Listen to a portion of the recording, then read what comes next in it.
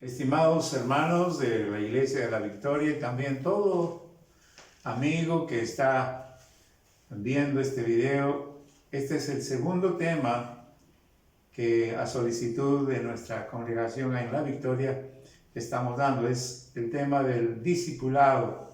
Hoy estaremos tocando el título Costo de ser discípulo y veremos el método de Jesucristo.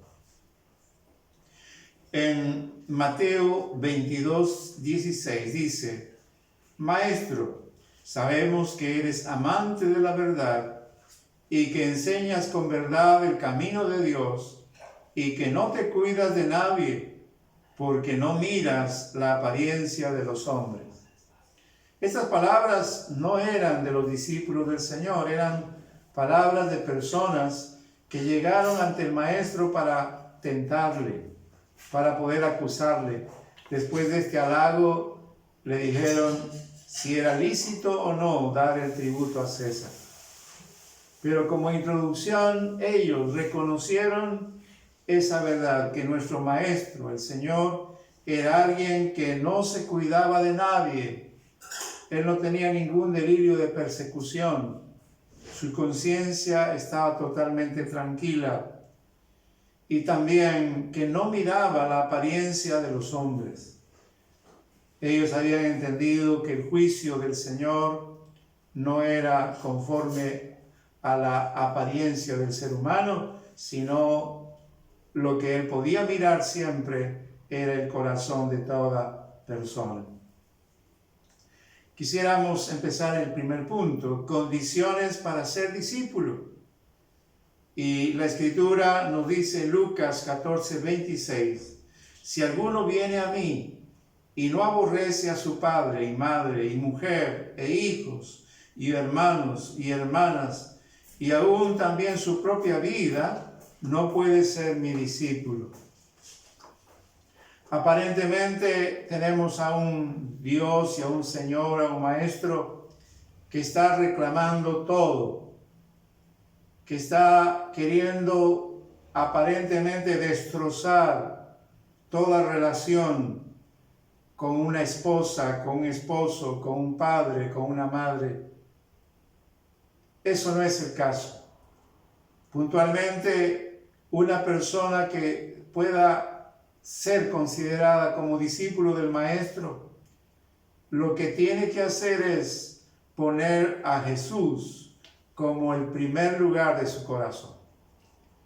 Y si el Señor está en un primer lugar, es porque Él merece ese primer lugar. Es su derecho. Él nos ha dado todo. Él no merece un segundo ni tercer lugar. Él merece el primero. Y ustedes van a ser testigos al leer la Escritura que Él va a querer que todo hijo honre a su padre y a su madre. Para Él no es problema. Cuando tú y yo obedecemos, honramos a nuestros padres. Pero cuando un padre se constituye en nuestro ídolo, en nuestro Dios, ahí está el problema. O de repente el esposo, la esposa o los hijos. O aún nuestra propia vida. Así que un verdadero discípulo tendrá que tomar como decisión poner a Jesús en primer lugar. Habrá un segundo lugar para el soltero. ¿Cuál será? Sus padres. Para el casado, ¿cuál será el segundo lugar? Su cónyuge. Y habrá un tercer lugar, un cuarto lugar, pero nunca dejemos de poner al Maestro, al Señor, como el primer lugar en nuestro corazón. Mira, la tarea que el Señor está dispuesto a provocar en nosotros es encomiable. Es un potencial tremendo de cada discípulo del Señor. Miren lo que dice en Mateo 10:1. Entonces, llamando a sus 12 discípulos, les dio autoridad sobre los espíritus inmundos, para que los echasen fuera y para sanar toda enfermedad y toda dolencia. Esta tarea realmente titánica de dar libertad de toda opresión espiritual demoníaca, de poder aliviar la enfermedad que está cundiendo en el mundo, es la tarea de todo discípulo del Señor. Queremos entonces encarar al enemigo que engaña, que engatusa, que seduce, que devora, que destruye, que desarma las vidas. Como decía el Señor a Pablo, te he llamado a poder hacer un trabajo. ¿Cuál es? Arrebatar las almas del infierno y pasarlos a esa gloria, a ese reino celestial. De la muerte a la vida. Esa es nuestra tarea, mis hermanos. ¿Cuán grande entonces es nuestra tarea? ¿Cuáles fueron las técnicas que el Señor usó para hacer un trabajo de discipulado perenne, constante y efectivo? Vamos a ver en Mateo 16:13, ¿quién dicen los hombres que es el Hijo del Hombre? Ahí vemos a nuestro Maestro efectuando una pregunta. Y justamente el hacer preguntas, el dejar que vamos a decir, la percepción de la otra parte se dé evidencia, se manifieste. A esa pregunta los discípulos respondieron la apreciación que los hombres tenían. Luego a esa pregunta le dice, ¿y vosotros qué decís que yo soy? Y allí también vemos a Pedro, cómo bajo la revelación de Dios da una palabra preciosa, tú eres el Cristo, el Hijo del Dios viviente. Así que el método de todo maestro debe tener como ingrediente las preguntas. Dejar que la otra persona pueda expresar sus criterios, sus ideas, que saque de su corazón lo que tiene interiormente. Pero también la tarea de un maestro es responder a las preguntas de los discípulos. Veamos en Mateo 17:10. Entonces sus discípulos le preguntaron diciendo, ¿por qué pues dicen los escribas que es necesario que Elías venga primero? Así que cuando Jesús se presentó como el Mesías, como el Cristo, la gente estaba realmente confundida. Veían las Escrituras y decía, Elías tendría que venir antes del Cristo. Y el Señor más luego le va a dar respuesta que el Elías ya había venido y era Juan el Bautista. Otra pregunta en Mateo 17:19. Viniendo entonces los discípulos a Jesús aparte dijeron, ¿por qué nosotros no pudimos echarle fuera? Cuando ellos pudieron contemplar todavía su falta de madurez, la falta de poder y autoridad en ellos, le hicieron esa pregunta al Señor. También el Señor tuvo una respuesta contundente.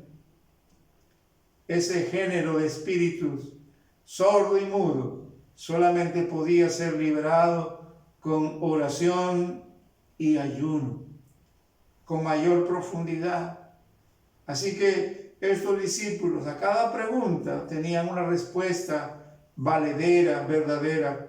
En el 18:1 de Mateo dice, en aquel tiempo los discípulos vinieron a Jesús diciendo, ¿quién es el mayor en el reino de los cielos? Tenemos que crear un clima de confianza donde las personas puedan expresar sus dudas, sus inquietudes. Miren, estos discípulos estaban queriendo saber quién era el mayor. Y el Señor, a través de un niño, en medio de esa gente mayor, da una respuesta contundente. El mayor es como este niño. Ese niño en presencia de la gente mayor se humilló, estuvo ahí un poquito turbado, nerviosito, humillado. Y es un principio de Dios. El que se humilla será ensalzado. El que se enaltece será humillado. El último, para Dios, el último, tiene el derecho de guiar. En cambio, las personas de este mundo tienen sus valores al contrario. Decía el Señor, los gobernantes de este siglo ocupan el primer lugar, son servidos. En cambio, entre el reino de Dios, el primero en el reino es el servidor. Y Jesús se puso como ejemplo. Él dijo, yo no vine a ser servido, sino a servir y dar mi vida en rescate por muchos. También el Señor usó parábolas. En Marcos 4:34, y sin parábolas no les hablaba, aunque a sus discípulos en particular les declaraba todo. Cuán importante es hacer interesante la Escritura. No darla de una manera directa, como se dice a bocajarro. Hay que usar la imaginación, la inventiva, dar esa verdad, pero cubierta de muchas figuras, muchas semejanzas. Ahí en Mateo capítulo 13 hay varias parábolas, pero a sus discípulos tenían ese privilegio de que Él daba el significado puntual, concreto de cada parábola. Qué importante es usar la creatividad. Nuestro Dios nos ha dado una mente, un pensamiento. Como decía en el libro de Eclesiastés, un maestro en las congregaciones busca palabras con las cuales dar un conocimiento. Y esa es la tarea nuestra. Veamos que esa técnica del Señor no era solamente algo verbal. Lo que al Señor le caracterizó es que Él demostró con acciones de poder lo que Él enseñaba. Dice en Mateo 14:19, con tan solo 5 panes y 2 peces, 5,000 personas comieron hasta saciarse, y aún sobró. En Mateo 14:22, el Señor se aparece a sus discípulos caminando sobre el agua. Poder de Dios. Sabemos la historia, Pedro también hizo lo mismo ante la autorización del Señor Jesús. También vemos las actitudes del Señor. No solamente allí demostró su poder el Señor, Él hizo muchos milagros, hasta resurrecciones, Él demostró su poder. Y eso fue grabado en el corazón de sus discípulos. En Mateo 19:13 dice, entonces le fueron presentados unos niños para que pusiese las manos sobre ellos y orase. Y los discípulos les reprendieron. La actitud del Señor. Veamos esas actitudes del Maestro. Era un hombre tierno con las criaturas, con los niños. Los discípulos, en lugar de hacer eso, eran gente que se fastidiaba. La grandeza del Maestro es que Él pudo darle importancia a los niños. Se cuenta de un predicador que llega a la casa, se habían convertido personas, y le dice a su esposa, mira esposa, se han convertido 2,5 personas. Y la mujer entendió esa palabra como que se hubiesen convertido 2 personas mayores y un niño. No, le dice, se han convertido 2 niños y una persona adulta. Cuando damos atención a nuestros niños, veamos y vamos a ver con bastante asombro que lo que sembramos en ellos perdura para siempre. Es toda una vida la que conseguimos al discipular, al guiar a un niño a los caminos del Señor. En Mateo 15:23 dice, pero Jesús no le respondió palabra. Entonces, acercándose sus discípulos, le rogaron diciendo, despídela, pues da voces tras nosotros. Vemos allí ante una mujer que tenía la desventura de tener una hija con problemas espirituales muy profundos, la actitud aparentemente dura, áspera del Señor. Pero cuando esta mujer ejerció una fe tan grande, cuando le dijo, maestro, aún los perrillos comen de las migajas que caen de la mesa de los hijos. Él dijo, grande es tu fe, hija. Dios te conceda lo que has pedido. Y en esa misma hora su hija sanó. Mis hermanos, esos fueron testigos, estos discípulos, las actitudes del Maestro. Nuestro Señor hace interesante el Evangelio. Hoy la gente se cree muy especial porque como que si estuviésemos correteando a la gente para que sean partícipes de algo bueno y la gente más se engríe. No, nuestro Maestro también tomaba esa postura de hacer apetecible, interesante el camino de Dios. En Mateo 15:32, y Jesús llamando a sus discípulos dijo, tengo compasión de la gente, porque ya hace 3 días que están conmigo. Esa actitud compasiva de sentir el dolor ajeno, el hambre, la sed, el cansancio, el agotamiento de las personas, es algo que le caracterizó al Señor. Eso hay que aprender del Señor, no ser insensibles. Los líderes de este mundo que han llevado a millones a la muerte, como Hitler, Napoleón, Mao Zedong, Stalin, y muchos líderes aún del campo democrático que están yendo con sus países, sus naciones, a conquistar capitales extranjeros, aniquilando a mucha gente. Todo eso hace ver de que a una persona que está encumbrada, que no viene a servir sino a ser servido, no le importan los problemas de la gente. Si tú como maestro no te interesas de la salud, del alimento, del trabajo, del vestido de tu discípulo, no estás en un buen camino. En Jesús también vemos que Él no discriminó. Miren que dentro de sus discípulos estaba José de Arimatea. Y este hombre era rico. Mucha gente piensa que solamente para los pobres es el Evangelio. No, mi hermano. El Evangelio también es para esas personas que están adineradas.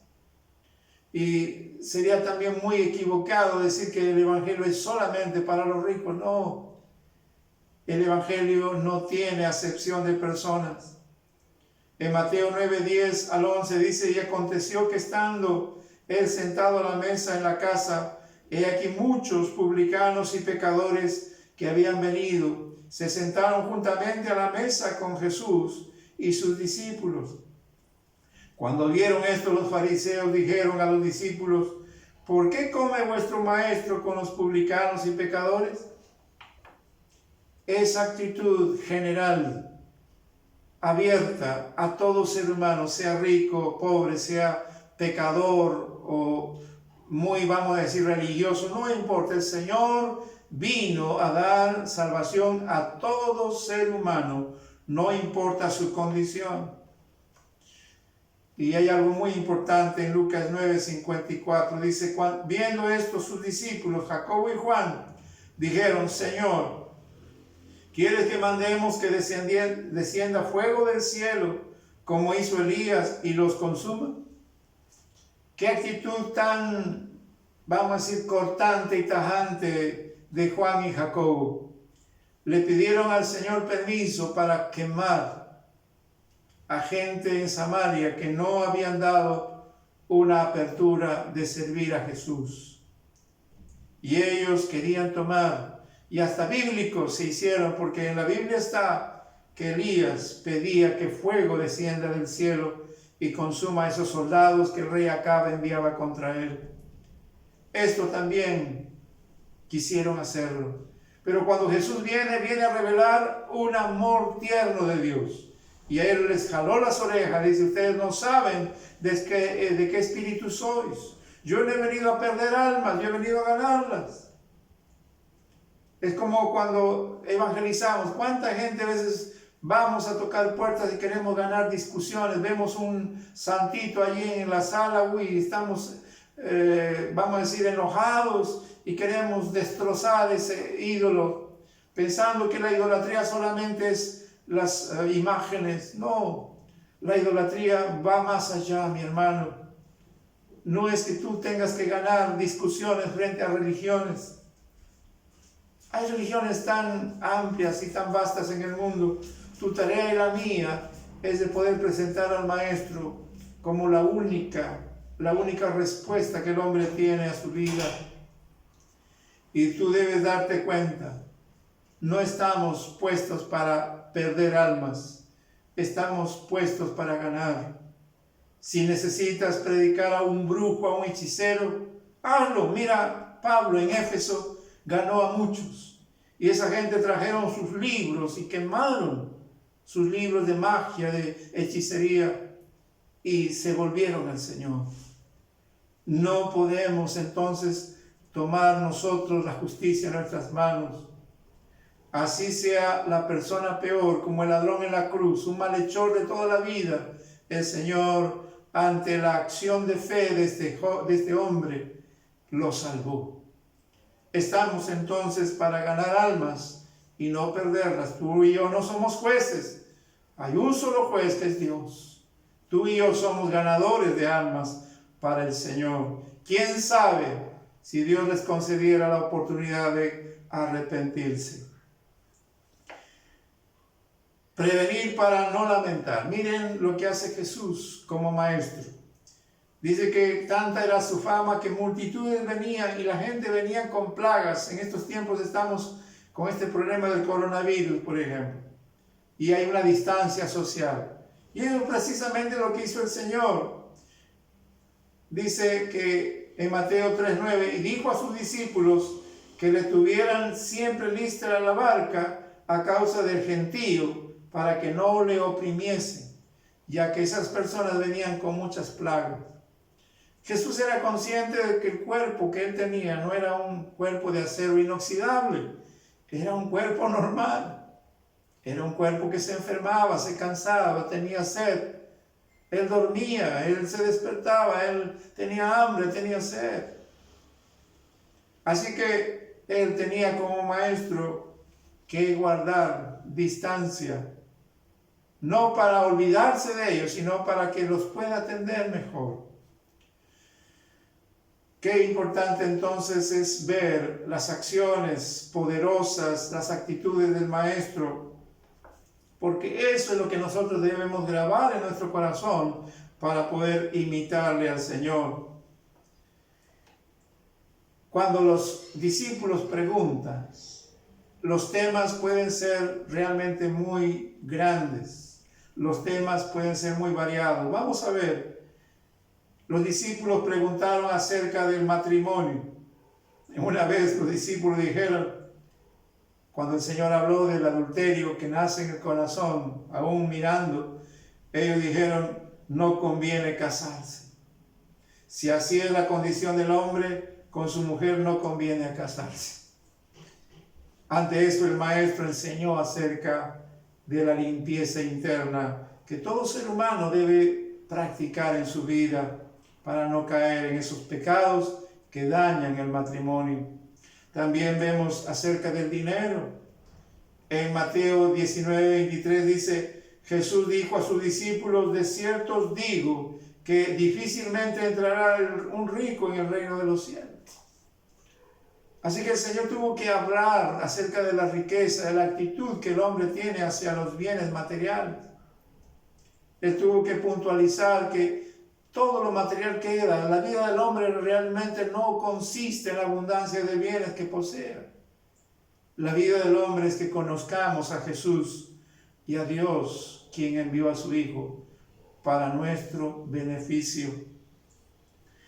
Veamos también la preocupación que todo obrero tendría sería de la economía, cómo poder sustentar la familia. Miren en Mateo 10:42, cualquiera que dé a uno de estos pequeñitos un vaso de agua fría solamente, por cuanto es discípulo, de cierto digo que no perderá su recompensa. Mira lo que el Señor estableció, que el que predica el Evangelio viva del Evangelio. Si tú como obrero de Dios haces tu tarea, hay un Dios que te va a respaldar en tus finanzas, en tu economía. No te está diciendo el Señor que vas a ser millonario, pero sí te ha dicho, sí me ha dicho a mí, que siempre tendrás el pan y el cobijo bajo tu hogar, bajo tu familia. Dios va a cumplir esa verdad.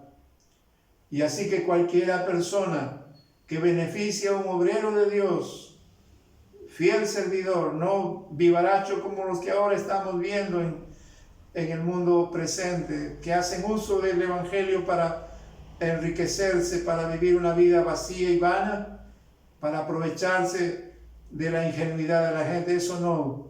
Pero si hay un obrero que se da, que sirve, que está buscando a las ovejas, que está alimentándolas, es digno, creo yo, de ese sustento.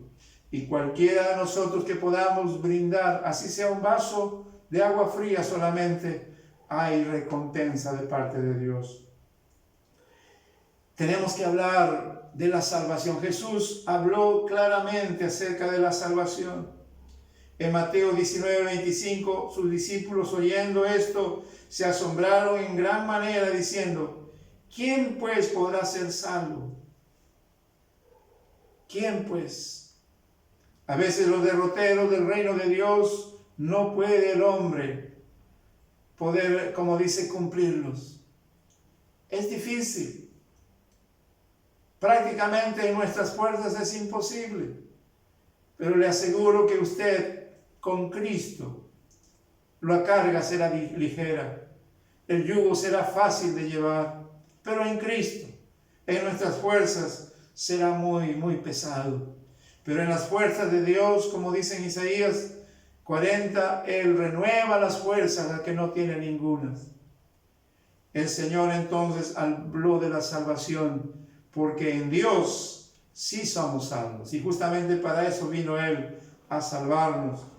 Y Él tuvo que hablar de sí mismo. En Mateo 26:26, y mientras comían, tomó Jesús el pan y bendijo y lo partió y dio a sus discípulos y dijo: tomad, comed, esto es mi cuerpo. En el Evangelio de Juan dice: el que no come mi carne ni bebe mi sangre no puede tener vida eterna. Tanto tenemos que enamorarnos de Jesús, el Hijo de Dios, de ver sus actitudes, sus oraciones, toda su vida, impregnarnos tanto de Él que podamos seguir sus pisadas. Eso en verdad es comer del Señor. A veces estamos comiendo basura en lo que vemos y escuchamos. Pero por favor, tratemos de buscar a Dios, de ver a Dios, de ver su palabra, su enseñanza. Y día a día engrosemos nuestro corazón, podamos fortalecer nuestro corazón con la bendita palabra de Dios. En Mateo 26:26, mientras comían, tomó Jesús el pan y bendijo y lo partió y dio a sus discípulos y dijo: tomad, comed, esto es mi cuerpo. Mas luego, él tomando la copa, también la dio a sus discípulos y dijo: esto es mi sangre, que por vosotros es derramado. En la oración, tenemos que hablar acerca de la oración. Y el Señor en Mateo 26:36, entonces llegó Jesús con ellos a un lugar que se llamaba Getsemaní y dijo a sus discípulos: sentaos aquí mientras tanto que voy allí y oro. La oración entonces es algo vital en el creyente y como discipuladores tenemos que practicarla. Hay oraciones grupales, hay oraciones personales, hay oraciones muy internas como las practicó Ana allá en el templo. Dice, movía sus labios nada más y había derramado ya su alma, aunque la gente o el sacerdote dijo que estaba borracha y ella dijo: no, Señor mío, es por la abundancia, estoy derramando mi corazón. Esas oraciones donde nos humillamos, nos quebramos ante Dios, tienen una respuesta. Esas mismas oraciones Jesús las tuvo. Justamente allí se quebrantó tanto que sus ojos destilaron lágrimas como grandes gotas de sangre. Vemos también en Mateo 21:20, viendo esto los discípulos decían maravillados, ¿cómo es que se secó enseguida la higuera? Los discípulos necesitan entender de que el Maestro tiene el poder en el cielo y en la tierra. Y ese ejemplo de la higuera seca logró darle el derrotero a sus discípulos. Tenemos, mis hermanos, en Cristo todo poder en el cielo y en la tierra. No por nosotros, por nuestro Señor. También el Señor tuvo que hablar del futuro. En Mateo 24:3, y estando él sentado en el monte de los olivos, los discípulos se le acercaron aparte diciendo, dinos, ¿cuándo serán estas cosas? ¿Y qué señal habrá de tu venida y del fin del siglo? Hay necesidad de aclarar lo que ha de suceder después de nuestra muerte, después de esta vida. Tenemos esa fe de que no todo es esta tierra. No vamos a seguir la filosofía del mundo, dice que comamos, bebamos, que mañana moriremos. No. Es tiempo de buscar a Dios y de vivir, como dice Pablo a Tito, una vida sobria, justa y piadosa, esperando esa venida del Señor. Una esperanza gloriosa, donde el Señor vendrá con una retribución para los que, como dice Apocalipsis, sé fiel hasta la muerte y yo te daré la corona de la vida. Y finalmente, un buen maestro, un buen discipulador, es una persona que sabe escuchar. En Mateo 15:12 dice, entonces acercándose sus discípulos, le dijeron, ¿sabes que los fariseos se ofendieron cuando oyeron estas palabras? Es importante escuchar a tu discípulo, así sea cierto o así sea una equivocación. Escúchalos, escúchalos. Muchos consejeros dicen que solamente escuchando podemos sacar a la gente de sus problemas. Escúchanos con atención, dando importancia a su opinión. Tú no estás en una postura para obviar, para minimizar, para apocar. Tú y yo somos obreros de un Dios que sabe oír. Escuchemos lo que nuestros discípulos puedan preguntarnos y accedamos a una respuesta de acuerdo a la palabra de Dios. Cuando nosotros tenemos a Jesús de esa manera, les aseguro, miren, los discípulos tanto se habían empapado del Maestro, que dice en Mateo 26:35, Pedro le dijo, aunque me sea necesario morir contigo, no te negaré. Y todos los discípulos dijeron lo mismo. Eso es lo que conseguimos. Tú y yo tenemos que conseguir que la gente pueda estar dispuesta aún a la muerte por su Maestro, Señor Jesucristo. Mi hermano, esa es nuestra tarea. Y si tus discípulos van a estar identificados con Cristo hasta la muerte, tú vas a ser el primero como ejemplo. Es tiempo entonces de aceptar esa palabra. Dice Jesús, el que ganara la vida en esta tierra la va a perder. En cambio, el que la pierda por causa del reino, a vida eterna la hace permanecer. Y como conclusión, en Mateo 28:19, el Señor le dice, después de decir, todo poder me es dado en el cielo y la tierra, por tanto, id y haced discípulos a todas las naciones, a todos los pueblos. Esta es nuestra tarea. Empieza por tu familia, empieza por tus vecinos, empieza por los vecindarios, ¿no? Ahí anexos a donde vives. Si es que ahora pues estamos en esta, vamos a decir, distanciamiento social a través del teléfono, a través de la internet, cuántas maneras, que Dios te dé sabiduría. Es tiempo de hacer discípulos a todas las naciones. Y dice, bautizándoles en el nombre del Padre y del Hijo y del Espíritu Santo, enseñándoles que guarden todas las cosas que yo os he enseñado. Tú no vas a dar un nuevo mensaje. El mensaje ya está dado. Da ese mensaje de Cristo. Y mira la promesa. he aquí yo estoy con vosotros todos los días hasta el fin del mundo.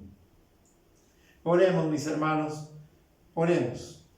Señor, queremos darte gracias por ser el mejor maestro. Nosotros tan solamente somos aprendices, discípulos tuyos. Queremos, Señor, que tú nos instruyes, que nos dejes ver tu gloria. Acéptanos, Señor, tal como somos y estamos. Queremos, Señor, ser francos, sinceros contigo. Hay cuantas cosas que tendrás que tú, Señor, pulir en nosotros. Tú eres ese especial carpintero que lijas lo áspero, que hace, Señor, algo útil en nuestra vida. Queremos, bendito Dios, encomendarte nuestra tarea. Que podamos, Señor, ganar al mundo para ti. Que no hagamos acepción de personas. Que empecemos por nuestra familia que está cerca de nosotros.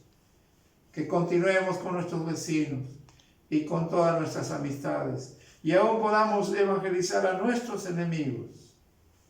Porque eso sería el mejor regalo para sus vidas. Gracias, Señor. En tu nombre. Amén.